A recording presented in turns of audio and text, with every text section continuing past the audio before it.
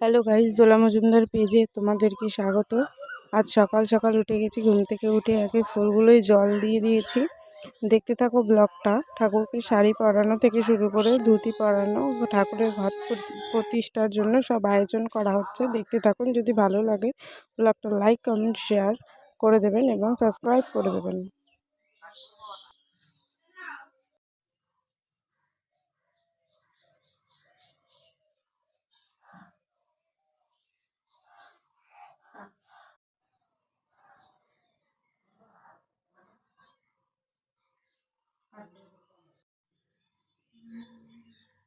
প্রদীপ ধরে দিয়েছো?